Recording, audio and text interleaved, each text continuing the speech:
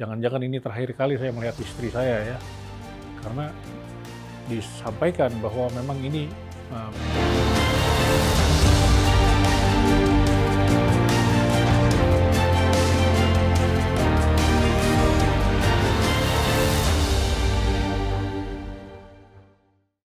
baik, saya ingin menyampaikan satu peristiwa di mana saya percaya semua dalam kendali Tuhan, apalagi bila mana kita dekat dengan Dia. Bermula pada suatu hari Minggu, ya, saya dan istri dan orang tua saya yang saat itu berumur 91 tahun. Kami jalan dan saat itu hari Minggu saya ingat, kami makan soto. Ya, semua sedang tertawa, suasana dengan sedang gembira. Tapi rupanya tiba-tiba istri saya terselak satu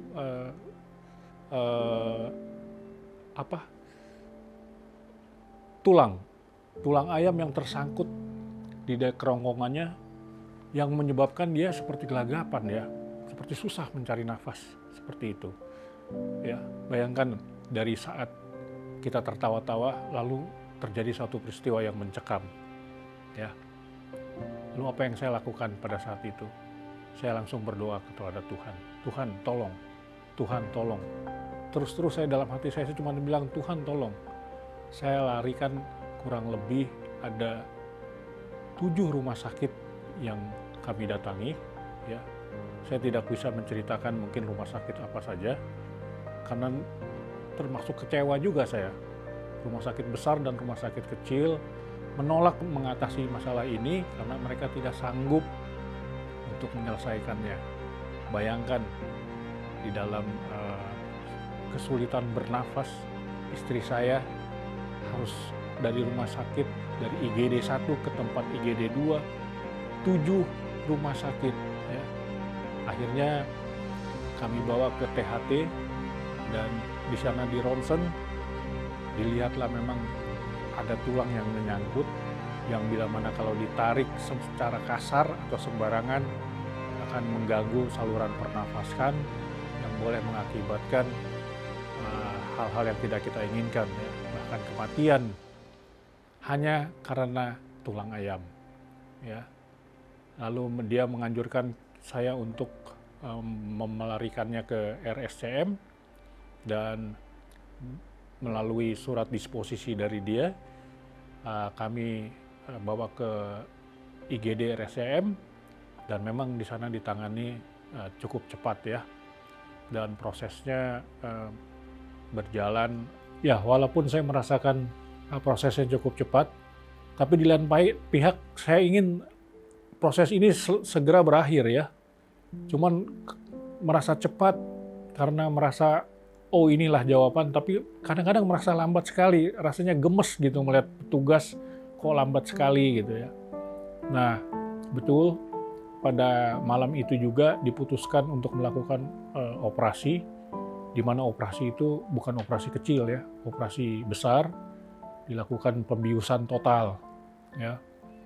Jadi saya datang ke istri saya dan kami berdoa bersama-sama, menyerahkan kepada Tuhan, kehendaknya lah yang jadi ya.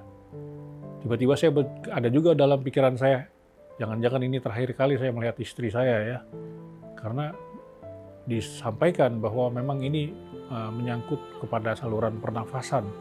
Perkaranya kecil, tapi kalau salah tindak akan mengakibatkan kematian ya.